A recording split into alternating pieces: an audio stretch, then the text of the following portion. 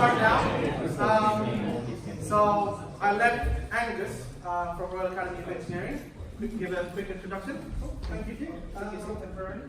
Thank you all for coming. This is my air hostess bit. So I don't actually work for Grakn, I work for the Royal Academy here. So there are no fire alarms, or no fire alarms planned, so if there aren't, then those are the two exits. What I wanted to do is give you a quick introduction as to who we are and what we do. So we're the National Academy for Engineering, so essentially we represent all forms of engineering and all its different types. So we try and promote engineering to school kids to get them into the subject, because there's a school skills crisis. We promote engineering to government, so we try and influence policy, so we're like a think tank in that sense. We also do a lot of grants, so we're sponsoring a lot of research at universities. And in the last few years, we started moving into the enterprise space. So my role in particular is helping startups. So we give a lot of seed funding to startups, about 20 startups a year, from about £50,000 to £60,000, and we train them up, mentor them, and they also get sort of essentially access free of charge to this space. On the other hand, we also support SMEs. So that's how we got in touch with Grakn. So they applied to one of our schemes a couple of years ago, which is a training scheme. So they got £10,000 training to learn leadership skills and mentoring. So what makes the academy different is about the top 1,400 engineers in the country. The top 1,400 engineers in the country, so mostly sort of CEOs of major companies or heads of departments of sort of major universities, are the fellows of the academy, and they're the ones that sort of make all the advice and decisions for us. So you get one of them as a mentor. And so that's sort of it from me. So thank you, and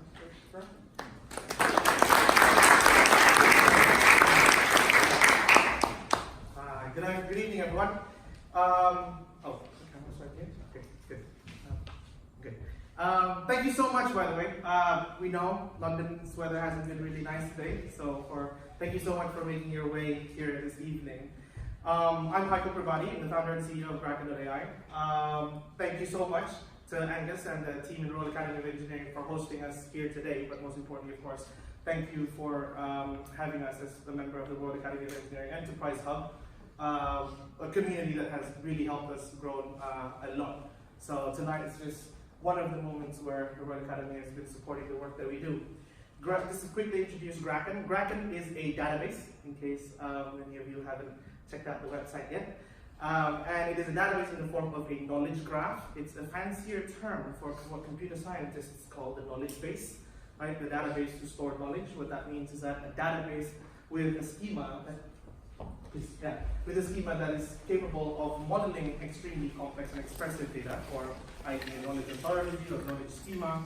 And as the data is stored into the database and being queried out of the database, it leverages the power of automated reasoning to derive logical conclusions, logical simplifications, and derive implicit facts out of the data, right? So that means the data that comes in and the data that comes out does not necessarily form the exact facts that you stored at the beginning, but has a logical equivalence, right? That's what we do day to day as human beings. If it's raining outside and I need to go to work, that means I need to go outside with an umbrella. That type of logical reasoning, if we actually empower databases to do that, then we can basically exploit so much more information, i.e. knowledge, so to speak, contextualized information from the data that we have, which means the ability that we have to be able to work with much more complex data sets is suddenly significantly increased, right? Now, one of the biggest questions, without getting into too much about the database today, what we're going to talk about today is slightly different, which is the question that has been asked to us quite often over the last 3 years, which is the age of the company right now, is that how does automated reasoning and machine learning complement each other? Is automated reasoning better than learning? Is learning better than reasoning? Well, what about if we ask that question to ourselves as human beings, right? Is our ability to reason or our ability to learn better than, which one is better than the other? The answer is both of them complement each other, right? As we reason, we create rules about the world, about the space that we live in, and as we learn, we create rules about the world, about the space that we live in, and we reason over these rules, right? So they basically work together in our minds. And right now, in the computer science space, that's also what we're hoping to show, that reasoning and learning should work together to actually create a higher form of intelligence. And as we embarked on trying to answer this question, we basically found a different way on a different kind of technique that people can actually start leveraging. And that technique is something that James, who's been working on this problem, in which the problem we call it the Knowledge Graph Convolutional Networks. So that's what we're going to be talking about today. So a brief introduction about James. James did his studies at Oxford in engineering science, and then went on to build parasite robotics company for 4 years. And then when we met around last year, we realized that the knowledge that we've both accumulated, we can put together and actually pursue like a bigger vision together within Grakn, and that's pursuing this question on how reasoning and learning comes together. So without further ado, I will have James to present to you our work on Knowledge Graph Convolutional Networks. Thank you.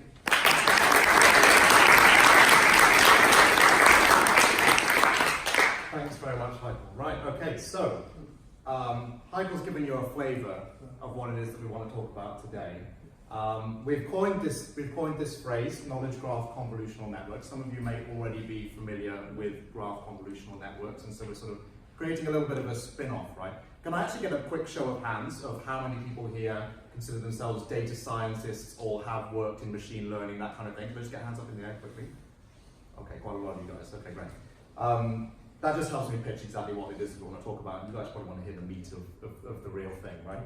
So the wider problem here that we're aiming to talk about is what's wrong with how we do things right now. Like, what's the current scope of the problem with what we're currently doing? Why do we find ourselves, in what areas do we find ourselves limited? Okay, and the general point here is that we don't think that things are as smart as we would like them to be. Okay, now what we're not talking about here is we're trying to make a leap into general intelligence, right? That's not the aim here. But what we're saying is that if we talk about cognitive systems instead, just so that we're avoiding the upselling of machine learning into AI, right? If we talk about cognitive systems instead, we're trying to go to just the next level, right? We're just trying to make things easier on ourselves and get machines that are smarter than we have at the moment. So what are the kind of issues that we see at the moment with our machines? Well, what we tend to see is that when we try and build like a machine learning model, which is typically how people are solving their complex domain problems at the moment, that they tend to be heavily domain constrained, okay? And that's both in terms of the generalization of the model that you build, and also the actual model itself tends to be very specific to your specific use case. You know, you'll build a particular deep learning model according to the data set that you have at the time, right? We tend to see that these domains rely on big data to solve a lot of their problems. And that's fine if you're a big company like Facebook, Google, what have you. But actually we see that smaller companies tend to get penalized for not having a lot of data at their disposal. And often this or complexity of learning model tends to be the two things that people throw at a problem when it becomes hard. These are the two ways that you can gain better performance, right? You either increase the complexity of the system you've built, or you increase the amount of data that you have that you can learn from. So the trouble with this, right, is what we're not making use of is the context of our data, very commonly. Very commonly, what we see in machine learning is that everyone takes a flat array of input values, right? They take whatever the real world scenario looks like, and they have to shoehorn it into a way that makes sense for their model, for a model that they can conceive, they can build. Okay? So that means that you lose this context that we're talking about here. You lose, for each data point, you lose the surroundings, you lose often its interconnectivity to the other data points that you have available. So, what I want to talk about to start with, to kind of set the tone, please come in. What I want to do to set the tone is I want to say, well, why is it that often when we look at our systems, we can see how the conclusion that they arrive at is flawed, but we can't teach them how to achieve that themselves? What is it as humans that we still have, that we still haven't been able to impart to our machines as skills? Right? That if we can find other skills besides that learning that we can give them, can we initiate a step change in the cognitive ability of our automated systems? Can we find basically this sort of golden nuggets of new techniques that can take the performance of your system to another level, or decrease the complexity, or decrease the amount of data that you need. So what we can do is we can start looking at the skills that we have as humans. Now, I'm going to ask for a bit of creative license here. Okay, my biomedical knowledge is limited. Okay, I can just about tell my frontal cortex from my forearm, right? So this is roughly, as I understand it, the kind of areas of the brain that we have and how they relate to the skills that we see. Okay. Now, when we look at this, what we can also see is that quite a lot of these we probably don't want to give to our computers right now. We want to avoid the whole Terminator scenario, right? So we can probably rule out like skilled movement coordination, for instance. No, let's not give them that. Let's not give them motor control. Obviously, in some scenarios you need this. But for a lot of people at the moment, we're talking about software solutions, and that's really what the area of focus is. So if we actually strip this down, we can see like a few key things that we think are particularly important for our systems. Now, obviously, this is just our opinion, but we think that we've already seen that learning is really important. We also see that humans transfer their knowledge from one domain to another, right? So having some sort of long-term memory seems like it should be really helpful, and also being able to reason, being able to do this process of deduction, which sounds like something that a machine should already do for us. But actually, when we consider it, we think, well, does anyone know how to actually program reasoning at the moment? So we're going to focus in on these three. Let's start with learning. Let's start with, if you like, the status quo. So what does learning look like at the moment? When you think of learning, what are the different techniques that you might think up that you could use to solve some particular problem? Well, I've just listed just like a quick few, okay, right? We've got like SVMs, kernel fits for SVMs, deep learning, Gaussian mixture models, k-nearest neighbors, k-means. It goes on, right? You can think of all sorts of learning models that you might use, right? Now, on top of that, when we look at the space of the software libraries that are available in that space, we see an awful lot of players. We see a lot of opportunities to build learning pipelines, a lot of different ways, right? Now, that's great, and that means that we can build something that learns, and that space has been well explored. But is there something beyond this, right? That if we consider that sorted, if we consider learning accomplished, now it's not, but we've gone a long way in that domain, then where does that leave us? Well, as Michael alluded to, let's look at reasoning. Is there something in reasoning that we can use that gives our machines some extra ability? So let's have a think about what sort of tools we can think of that might help us in reasoning at the moment. And what we find is we have one idea, and it's a prologue. Now, that's not very popular. Now, why it's popular could be a subject of debate. What I think people tend to find is that they've heard of it, maybe they've used it once, but it's not actually very useful, right? It's not very useful. Now, Prolog is essentially just, as it sounds, a logical programming language, right?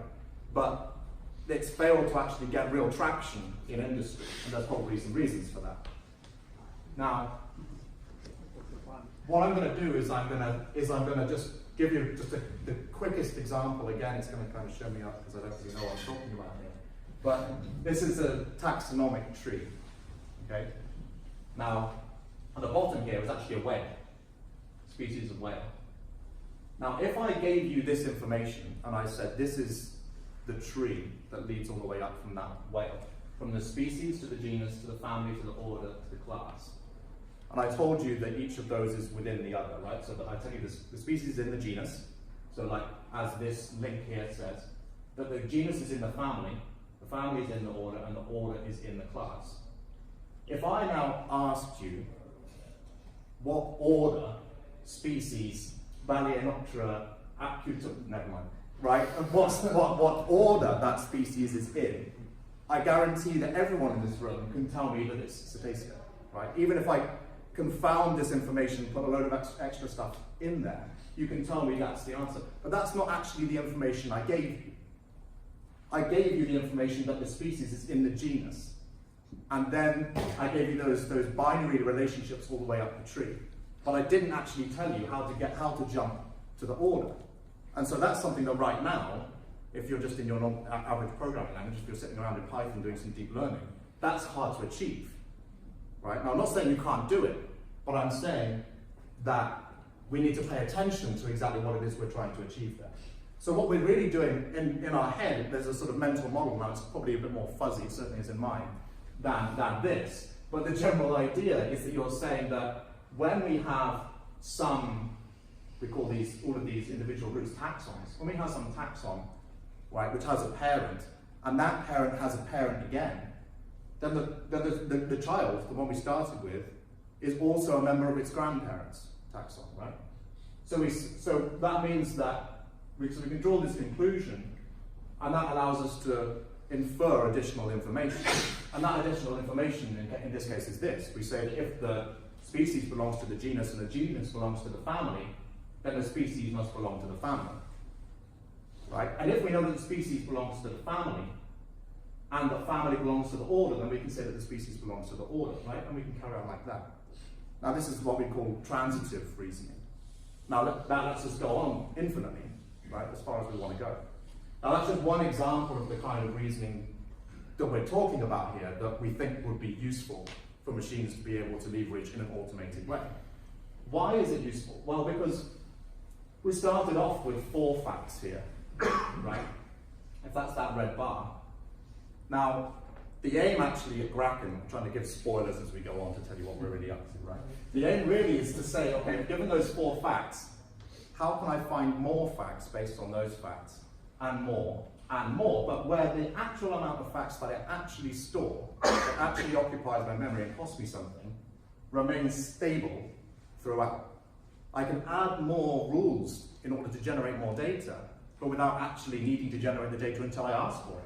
Until I actually ask the question, what order is the species in? I don't need to actually store those extra facts, I can just find them when I need them. So, can we get machines to do this for us, right? I mean, obviously I'm asking a slightly rhetorical question, but I don't want to give the game away too much. And the answer to that is, well, how do we do it? Well, we can use sort of symbolic automation, right? We can construct this in a language, this is not new, this is not a new idea, right?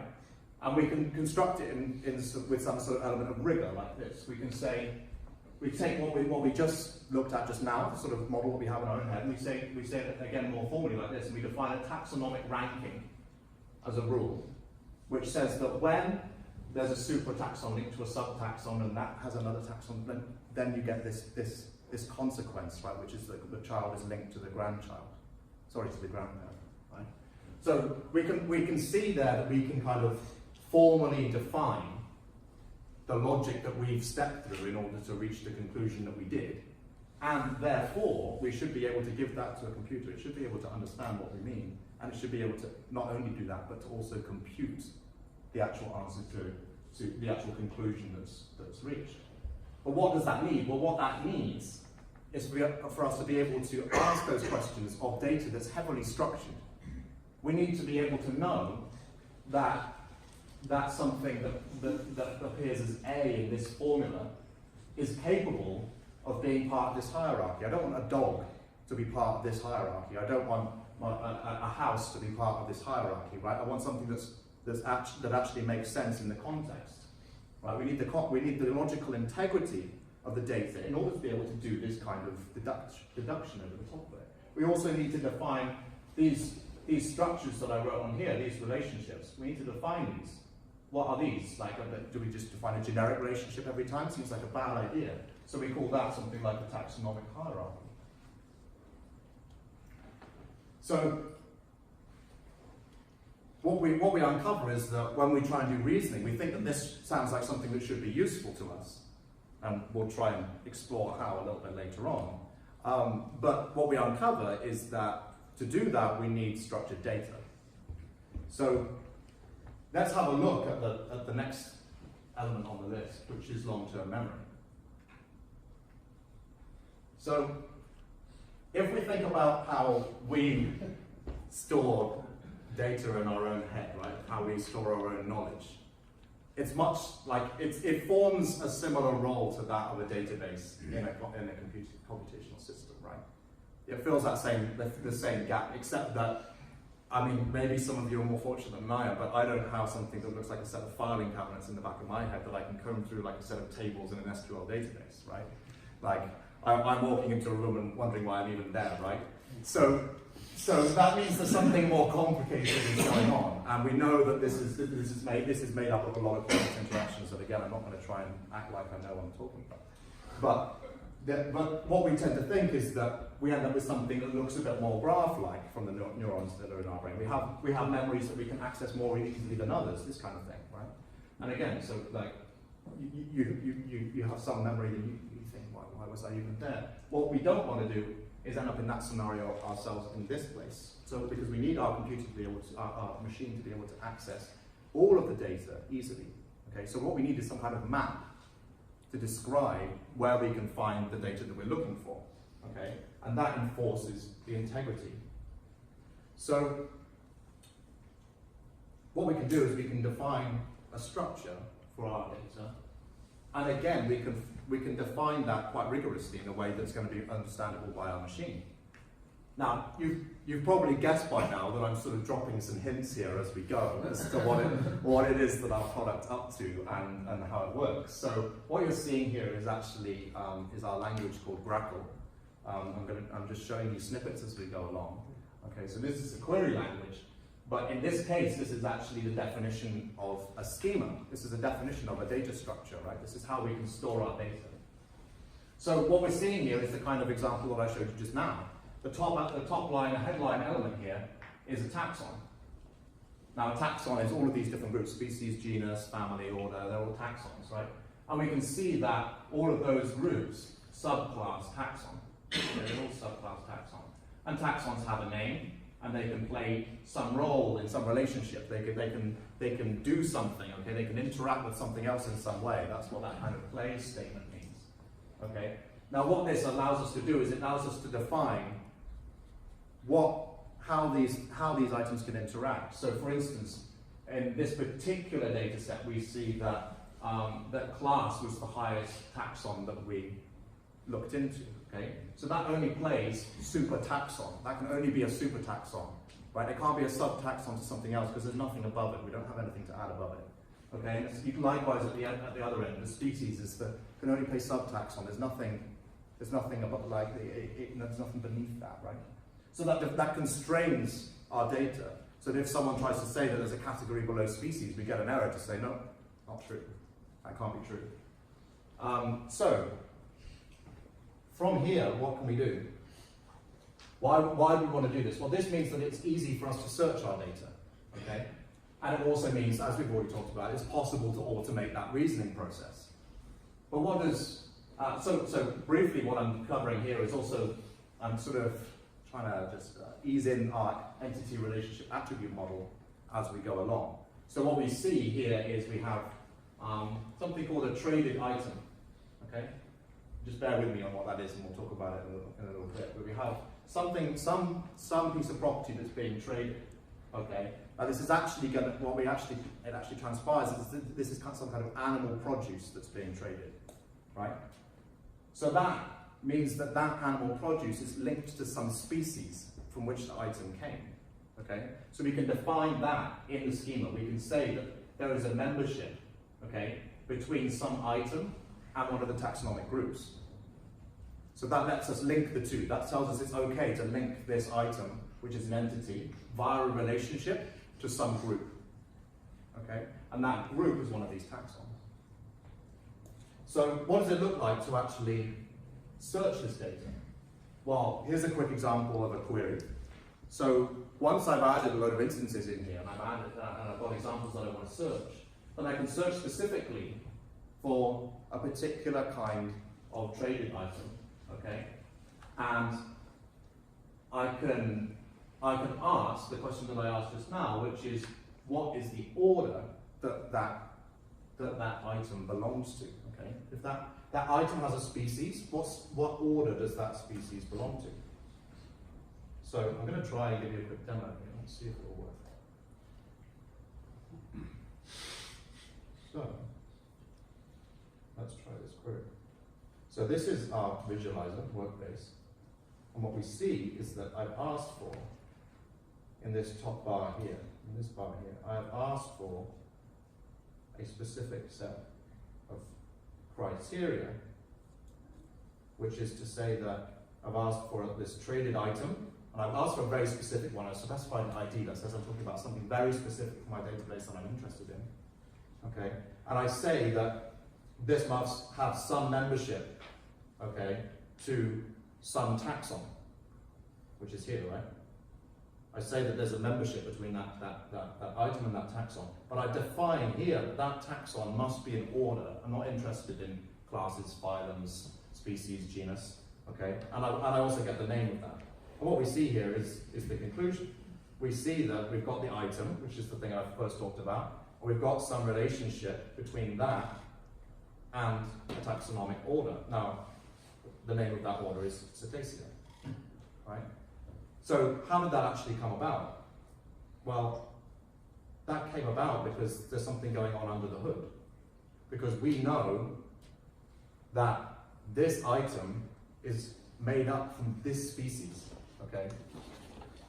And that means that we can do this transitive logic to get all the way up to the fact that it's actually the order that it belongs to is the order that that species belongs to. Okay, we can transitively walk our way up the tree to find that out. Okay, so we can explain this more and more. Okay, to walk our way up the tree. So we say that we see that the species belongs to this family as well, which is a subpart of this order, and we see that that family is the family of that species because it's the family for this genus. Okay, so we get these explanations, and this is part of the offering that we have here as a company, is to be able to offer this kind of explainability on your data. Because when you've reached a conclusion through reasoning, that means that you have a line of reasoning or an explanation behind it. Okay, so you can ask for that specifically as you go.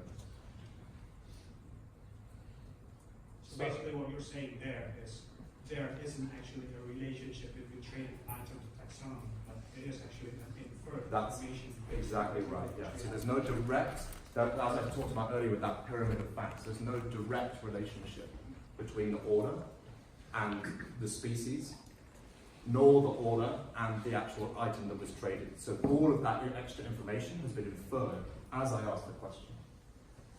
So that leaves us looking back at this brain picture. Sorry for that, right away.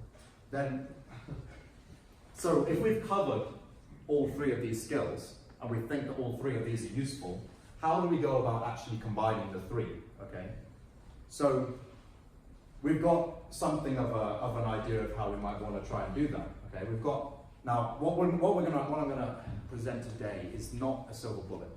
Okay, but it's a first idea, a first step for us in how to integrate what people often refer to as the symbolists and the connectionists. Okay, which is two groups of machine learning. The old school guys from the 70s, and that's kind of us, and the new kids with deep learning, right? So it's really trying to merge those worlds to see how can we get benefits by cross-polluting the two different approaches. So if we have these three components, how do we build a system out of these three? Well, I mean, we start by building a learner to do learning. We have a reasoner to do reasoning. But what about the long-term memory? What does that sound like? Well, we're biased, but of course to us that sounds like a knowledge graph. Okay, that sounds like a really good way to store your contextual information. So what we want to do is we want to get these things talking to one another, and by doing that, we hope that we can learn on top of reasoned knowledge. Okay, we can reason over knowledge, and then get a conclusion out of that. Now, in exactly our context, the way that we're doing this is we actually have an interface in the middle, which is Grakn, our query language that you've seen just now. Okay, and Grakn takes care of both the reasoner and the knowledge graph for you. You don't actually even need to see the reasoner. All you need to do is input rules to govern how the reasoner should operate, and then talk to the whole system through Grakn. So what we need now is we need this is a given, right? This is a given when I joined the company 8 months ago, that those kind of components are there, but the learner isn't there. How do we build a learner that can learn over a knowledge graph? It's not, we can't just pull out a load of feature vectors. They aren't there. Okay, how do we get information out when it's not in this flat format? Okay? And so what we've devised is knowledge graph convolutional networks. Okay? This is the first foray into this sphere. So this is implemented in TensorFlow, okay? Just because we want to make it as general as possible, as generally useful as possible. Right, so what's the founding idea here? So the idea for you guys as possible users of this, right, is we want to be able to give you a methodology that makes it clean and simple to be able to use the techniques that you're already familiar with, the libraries we talked about already, all that are all richly available in learning, okay, and put that on top of the knowledge graph. So that means that we basically need some kind of bridge, okay? What we're also going to cover at the same time is some simple machine learning use cases that we can do directly using a knowledge graph convolutional network. That's the idea, okay? So we've got two possible use cases. Just out of the box, I want to do classification, which is what we're going to talk about today. But if you want to do something else, okay, then you can use this kind of network to retrieve data for you to put it into a pipeline that you want to use yourself. So roughly, how does that work? Well, you've got your iris data set, or whatever it is you want to fire up to start with, okay, and you ingest that into Grakn. Then you're going to write some kind of query, the kind of thing we've seen already, to get some information back from the database. We call them concepts, each of the individual ideas that you get out of the database, right? So you get those out of Grakn, right? Now, you feed those concepts into a knowledge graph convolutional network. We set that up as a library for you so that you can use that easily, right? You feed these in, and what that's going to do is it's actually going to request more information back from the database. Now, we'll talk about that more in a second, but the general idea is that then it's going to output for you, for each of the concepts that you put in, some kind of feature vector that you can use, an embedding, essentially. Now, the idea, of course, is that what we're trying to do is make those embeddings actually representative of all of the things that you asked about. So whatever the thing is, the thing of interest is, that's sitting in your database, right? You want to be able to actually encapsulate all of the information about that piece of information, about that piece of knowledge. That means both what it looks like itself, what its surroundings look like, and like its macro context within the graph. So how do we encapsulate all of that information, right? And that's the problem that we're really trying to solve here. And we try to solve it in a way that's easy for people to use. So what we've been doing here is we're following the methodology that came out of Stanford last year, a really interesting piece of work. The paper is called Graph Sage. If you want to go and read about the real technical details of their approach, then go there. And what we've done is we've heavily adapted that to work over a knowledge graph rather than a generic graph, but the principle remains the same. So the principle is I start with what we call in Grakn a concept of interest, okay? And I know that I need not just the information about that concept, but I need to get some sort of context of what's around it in the graph. So what I do is I start looking around it in the graph. I start traversing the nodes that are nearby, okay? And we can do this through Grakn. And what I do is I find all of these guys, I call them, these are labeled with the one, because there are one-hop neighbors, okay? They're adjacent and directly connected to the node we started with.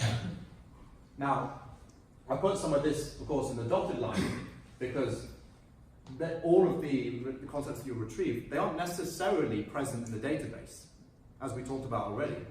What we can do is when we query with Grakn, we can get back concepts that aren't present in the database, that are inferred from what we do have. So there may be some line of reasoning, whatever it looks like, in the background, that means that this guy here is actually present.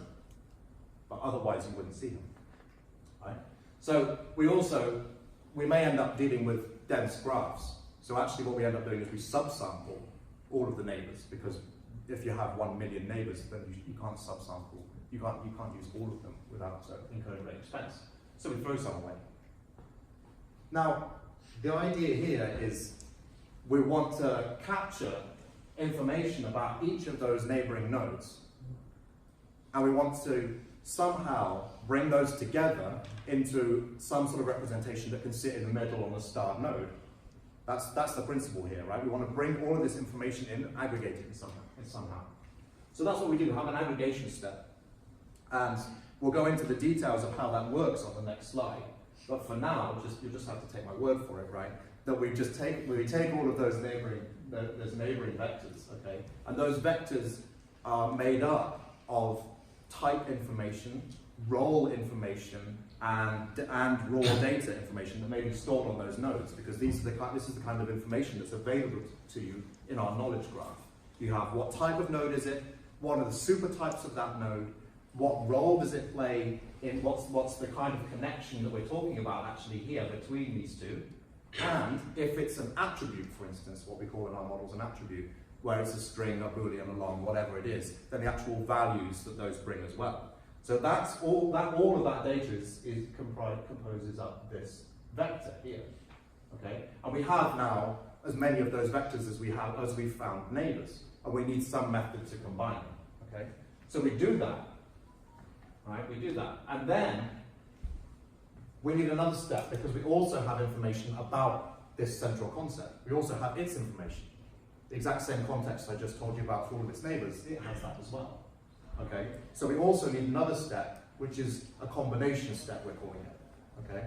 So we need to take those two vectors and somehow combine the two of those. Right? So now what we see is that once we've got those two steps, we can chain those two steps. Because if we can make a representation for one node, we can do that for all of its neighbors, or for all of its neighbors' neighbors, okay? So we can go as many hops away as we like from where we started, and gradually basically bring in this representation, aggregating information as we go, until we arrive at one central representation in the middle. So I'm hoping that makes sense. That's the general gist of what it is that we're trying to do here. And we use a network, right, to do this, so that it should pick out the most important elements of the surrounding context. So this is the idea, right? All of these vectors from all the way further in combine. So there's two steps to talk about here. So there's the aggregation step, which is where we start.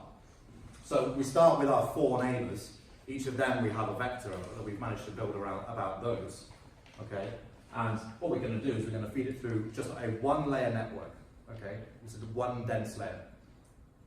And as a consequence of that, we get some other vector out for each of those. Okay, so these correspond one-to-one, right? One in, one out. Now, the thing is, when we're trying to do this, what we find is that we need to be careful that we don't put any ordering in here, because we don't care what order these vectors are in. Because I've just asked what my neighbors are. I have no concept of what order those neighbors should be in. Okay, so I just want to take them all in, and then I want to find some order independent way of actually creating a summary of all of those vectors there. Okay, and what's found to be effective is to use max pool here. Okay, because this is order independent. So any kind of pooling operation, so what we're doing there in max pool, we're just taking the max element row-wise across each of these. Okay? Now we find that is capable of learning just fine. And so that gives us this order-independent representation of all of our neighbors from one step away. So what's the next step? Well, the next step is the combination, right? So if I've got my information about my neighbors and I've aggregated that into one vector, now about the information about myself, where I am, right? So I now need to combine the two. Very simply done, right? We just concatenate the two together. We multiply by some weights matrix, right? So that now we can determine the size that we actually want. So we can, if here we can actually compress from 500 odd features right down to whatever we want to do. That's the kind of transformation we can get here, along with some activation, if we want to make it look more like a layer, right? And now we've got some combined output at the center that we're interested in. Now we can do that, obviously, as I said, we can do that from further out. We can do that and start bringing those vectors in and in and in until we get one central vector that represents that concept in the graph, both micro and macro level. That's the general idea. Okay? So that's been the high-level architecture for what we're up to. So what I'm going to do is I'm going to start to actually look at a particular data set, which I've given you little snippets of now, and hopefully it will start to make a little bit more sense. That data set is the CITES annual trade data set. Now, this data set, so this is coming from the Convention on International Trade in Endangered Species. So what we're concerned with here is it lists trades between countries. Okay, so I guess the idea is if you're going to protect endangered species, one of the boundaries at which you get to monitor the flow of products from endangered species is at country borders. Okay? So what they have is they've logged as many as they can of these transactions that take place, of these exchanges. And that forms basically a sparse graph of interconnected data, and quite a big one. We've taken a small subset, we're talking about 30,000 examples or so. And so the scenario that I'm going to put out here is that we're some sort of enforcement officer or something like that, right? And we're looking for suspicious activity relating to the most endangered species. Because I don't know whose job it is, but someone out there must be doing this, right? If not a group of people. And I guess they use this data, right? So the idea here is to just give you an agnostic and toy kind of style data set that everyone can understand, that leaves everyone understanding that this can be generically applied across whatever structured data it is that you might have, right? And that the idea being that we can leverage all of the context that's present in that data, even if we don't have context about one specific thing in great detail, like one specific example, we can leverage what's around it. So what I'm going to do is I'm just going to give a quick demo of, again, in our workplace, actually showing you learning. Quite boring. It's just a lot of console logs. I'm sure you all know that, right? So we're not going to do that. We're going to instead look at, what are we going to look at? Let me have a look. We're going to look at a traded item with its attributes. So the idea here is to give you a flavor of what data is actually available to this machine learning pipeline when it starts to try and learn. What do those neighbors that I was talking about actually look like when we're storing them in a knowledge graph, right? So what we're talking about here is a traded item. Okay, so this is it's not generic, it's not only animals, this is across all organisms, but in general here I'm talking about animals. So some sort of traded animal part or a whole animal itself. It's quite grim, okay, it's quite grim, I've got to tell you. Now in this case, we're talking about skin pieces, okay? So some skin piece has been traded of this animal. Well, what animal is this? And what do these other things mean?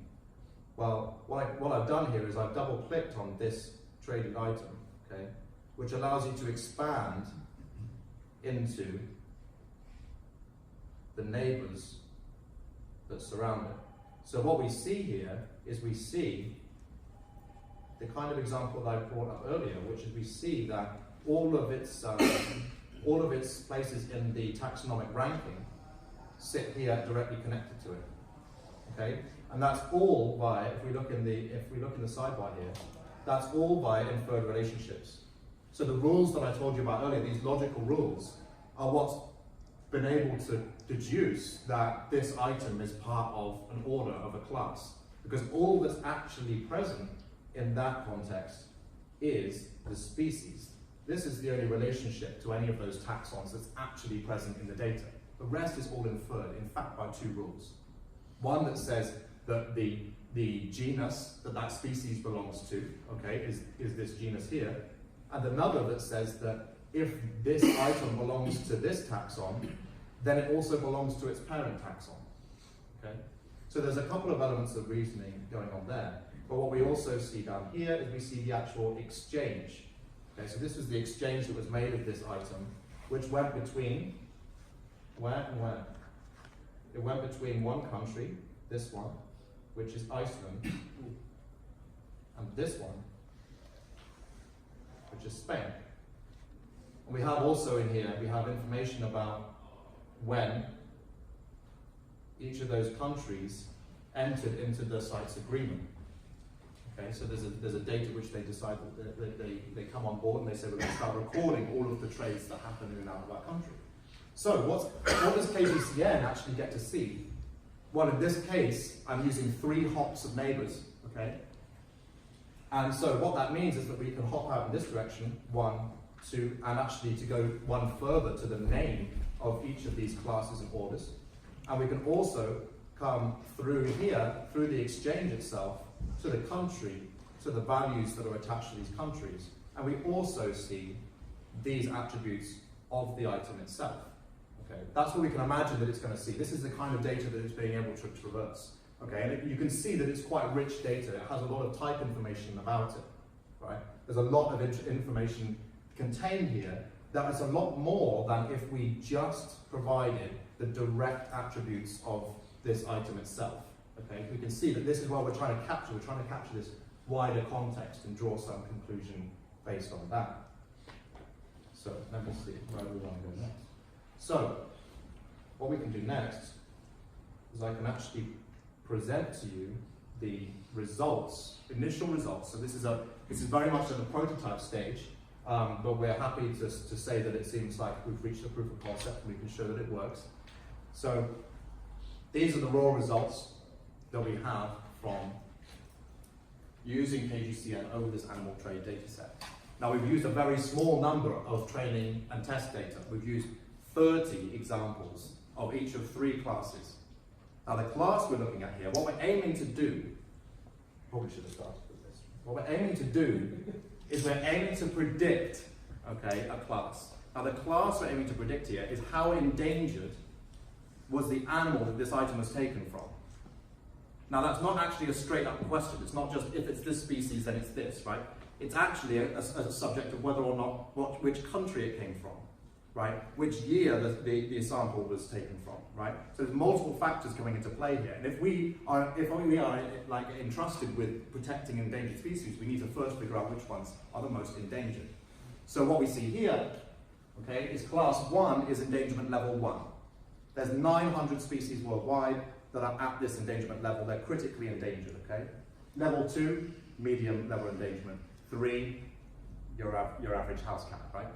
So what we see here is we see overall we achieve 71% accuracy, okay? We have the confusion matrix here. I don't know how, I'm guessing quite a few people here will be familiar with this, but just in case for those who are not. So we have the actual class on this side, predicted class on this side. So what this says, this top left box says that when something was actually critically endangered, 20 times out of the 30, we were correct in classifying it as critically endangered. 9 times we thought it was endangerment level 2, and once we thought one of those examples was endangerment level 3. Okay? So that's how that whole matrix works. So what we want to see is we want to see really high values on the diagonal, right? Which is what we see here. So while it's not absolutely stellar state-of-the-art performance, right? What this shows you is that quite clearly this learning is working over a knowledge graph. And that's the message that we want to say, we actually want to disseminate here, which is to say that this is a sort of out-of-the-box way of being able to learn over something really complex. I'm interested, what is state-of-the-art? Well, that's a really great question, but there's not really any work being done over the knowledge graph. Well, just released it, people must have something.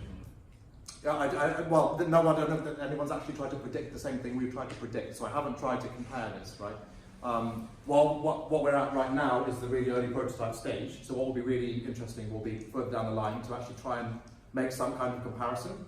The trouble is, it depends on the data set that you're trying to use and whether or not you can translate it properly into the knowledge graph setting. There's a lot of work that we have to do internally on that.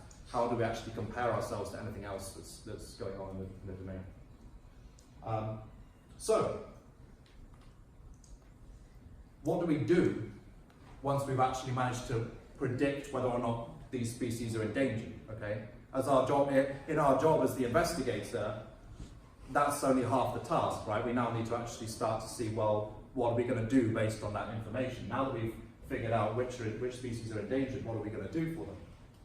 So, what we've written here is just a brief bit of schema and some data. Okay. Now, what I'm doing here is I'm trying to show that there's a methodology here where you can take the findings that you've got from your pipeline and you can feed them back into the knowledge graph. Now, that then lets you draw more conclusions from the data that you've found. Okay. So that means that what we're doing is we're trying to learn over the reasoned knowledge. Then once we've got those learnings, right, we can now put them back into the knowledge graph and reason over them. So how do we do that? Well, what we do is we introduce this new set of schema which defines how this information sits in the graph. But they are not exactly the knowledge. They are like 71% of knowledge, you said. Indeed. Right? So it's important to record that, right? It's very dirty knowledge. It's most probably will lead you to very wrong conclusions. Indeed. So you've got to be careful with this, right? So we better make sure that we record in the graph how we retrieve this information, so that if it's critical that that information be totally correct, we can query for only information above some certain certainty, right? So what we do here is, based on this data structure where I say that we're going to insert some endangerment level, we're going to define some endangerment level, a model version for the KGCN version that we've used, right? Some prediction, right? And the fact that a traded item can have an endangerment level associated to it, and the actual definition of the learning model itself can all actually be ingested into the knowledge graph. So what we do is we do that here. So we write some insert statements. This is a quick example of how to insert data into the Grakn, right? And we say that we have a KGCN model, version 0.1, it's very mature, right? And we put in one traded item, we call it variable T1, right? Now I know exactly where that is, and I know the prediction that I have for it, okay? So I say that the endangerment level for that, right, is this, EL1, okay? Endangerment level 1, and I give that the value 1. That's my prediction. My prediction is that this is critically endangered, okay? But I also use some slightly fancy syntax that's in Graph to say that the ownership of this value is governed by a prediction score, okay? So what we can do is we can actually see how this looks in the knowledge graph to give you an idea of what we're then actually looking at. So we can look to start with at everything that has an endangerment level. So I've just ingested 2 of the results, okay, so far, just to keep this really minimal. And the two results I've got both pertain to endangerment level 1, right, the critically endangered species. So what I can do is I can ask, well, what were the traded items that were this endangered? And we get these 2. Now, what if, as the gentleman in the front row says, I want to see what was the certainty that's attached to the ownership of this traded item over this endangerment level. Just to say that it has that may not be enough information for me, okay? So in that case, what I'm going to do is I'm going to look at a query I called their KGCN predictions.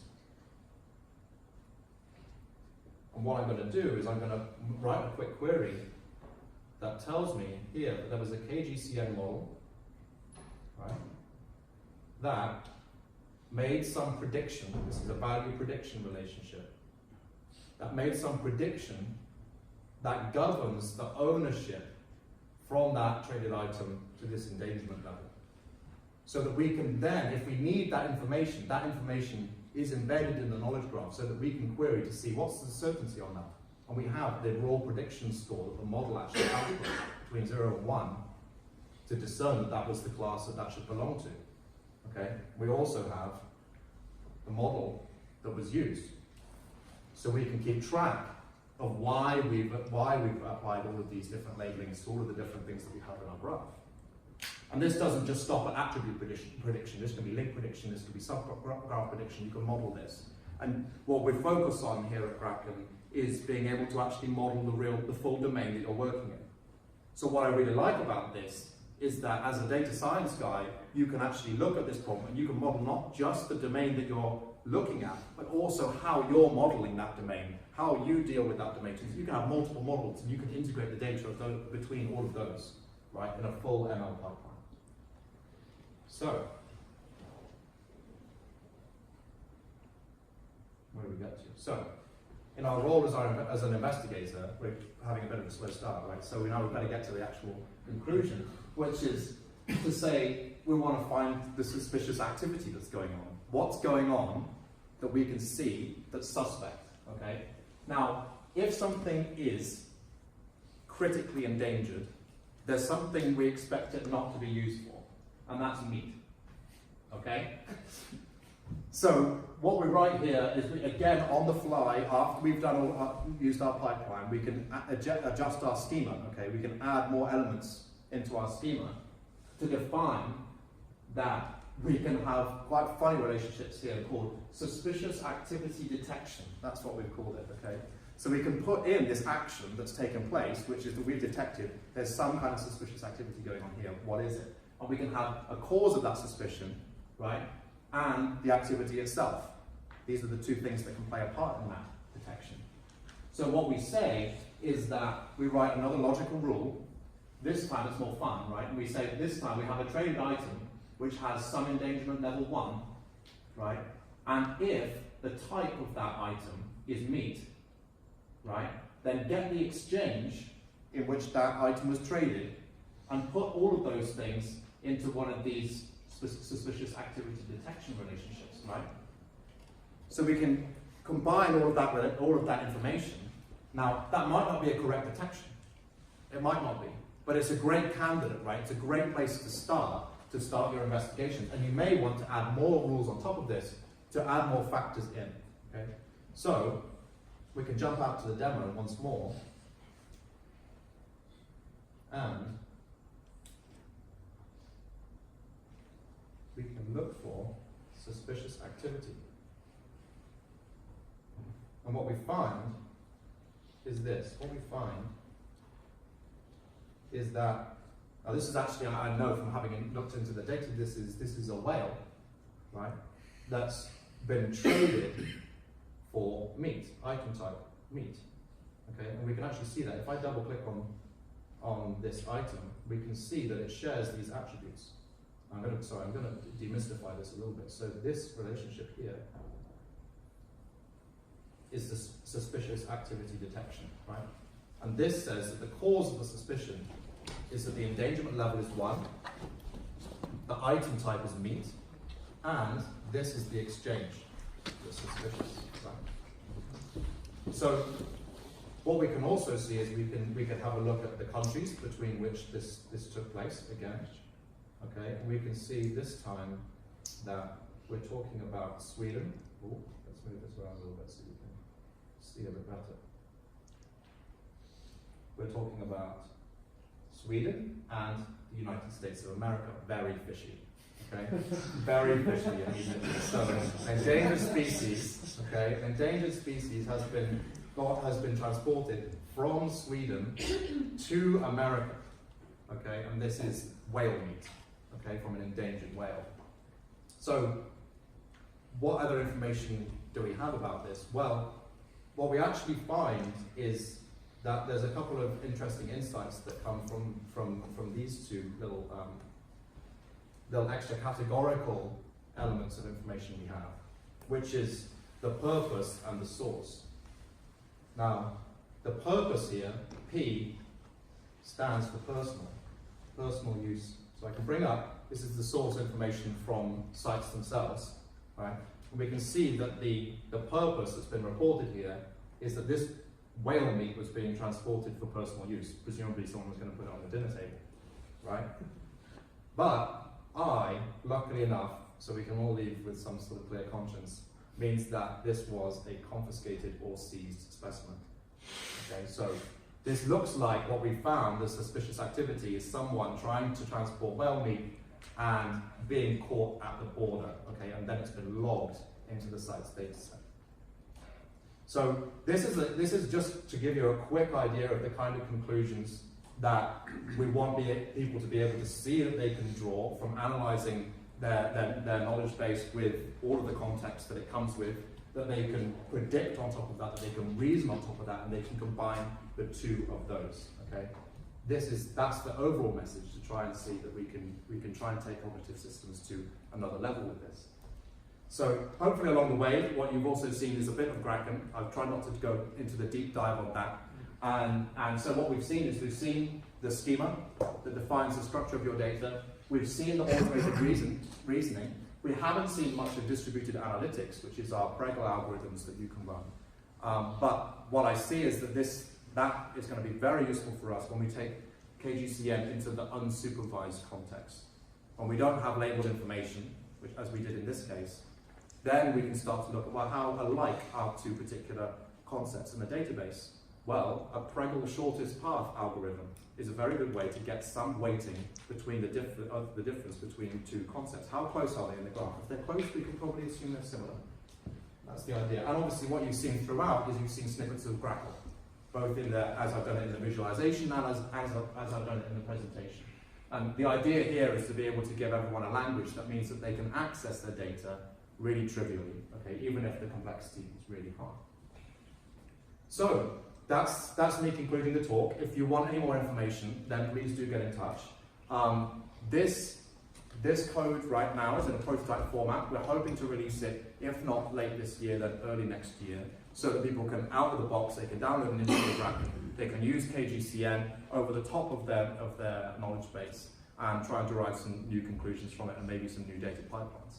Now, if you want to try that, if you've got new ideas, if you've got questions, please do come and take my card, come and take some stickers so you can find us on the web, sign up for our Slack, talk to us on Twitter, whatever it is. We're a really active bunch. So do get in touch on that front. And the last thing I have to do now is we go all around the world, right? We go all around the world doing these meetups, and what we really like is for people to know that other people turn up, that we're going to have a good time, that the content is worthwhile. So what I'm going to get you to do is, I need a phone from someone, is we're going to just do like some stupid selfie, okay, right? Just bear with me. As long as, I hope you're all game for this. If you're not, then I'm sorry, but you're at my mercy. Right. And I'm going to get you to do a thumbs up for Grakn, okay? Everyone, ready? Yeah. 3, 2, 1. I don't know if I got everyone in. That's good. That's my arm. There we go. That's perfect. Thank you so much, everyone. Right.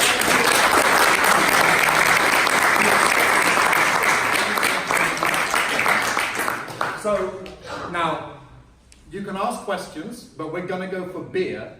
So the more questions you ask, the less beer we get. Okay, just FYI.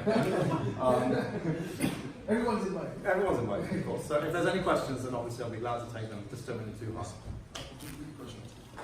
For the first part, the Knowledge Graph Convolutional Network, are you using the GraphX API in the backend, things like aggregate messages and things like that? Basically, the aggregation. So to do the actual aggregation, okay, that's what you're asking about, is it specifically? You're talking about using Grakn to do the aggregation? No, using GraphX from Spark. No, we're not. So all of what we're doing here, all of the entirety of this project relies only on the interface that's exposed by Grakn, which is in Grakn's query language, right? And under the hood, what I suggest you do is I'm working on the research, on the application side. If you want to know how we work under the hood, then do come and talk to, and there's a load of us here. In fact, that's a really good moment for me to introduce the guys, okay? So you've heard from Heiko already, okay? So the rest of the guys, if you could just put your hands up quickly so that everyone can see who the Grakn guys are. There's one at the back there, he's waving really hard. There's one in the middle, there are 2 in the middle. Okay, so basically not all of us are here at the moment, right? So do grab some of the guys if you want questions, particularly on the under the hood stuff, for how we work. You say you use a max tool because there's no the spatial relationship between the data, but then later you use a convolutional neural network, which implies you're looking for a spatial because you're using thank you for asking. So the convolutional nature of what we're doing here, right, is that I'm not using convolutional neural layer, right? Okay. What we're doing is we're taking the same aggregation and combination steps, okay? I've totally missed this from this slide, right? What we're doing is we're using the same aggregator and combiner, right, for each hop. Right, so the function of aggregation and combining is what you're actually kind of... That's the main point of this, right? And the convolution is that is used across all of the nodes, right? So the same aggregation and combination will be used for the one hot neighbors for every concept that this encounters, okay? And so this is inductive in so much as that you don't have to, a lot of approaches in this space rely on actually building a network that actually looks at the whole context of the graph. And that's way too expensive. We can't look at all the interconnections. So So what we need to be able to do is we need to pull out individual things of interest and analyze those. So this gives us a template, if you like, that's put on each concept of So interest. the spatial relationship is the distance from the node. That's the sort of central node that you're looking at. Well, you're talking about in terms of the convolution. So no, the convolution is the fact that, if you like, what we're doing is we're wiping this kind of template, right? We're wiping both the weighted combiner and the aggregator across the whole graph. Okay. Any others? Or is it bear time? It's bear time. Great. Thank you very much for coming, everyone.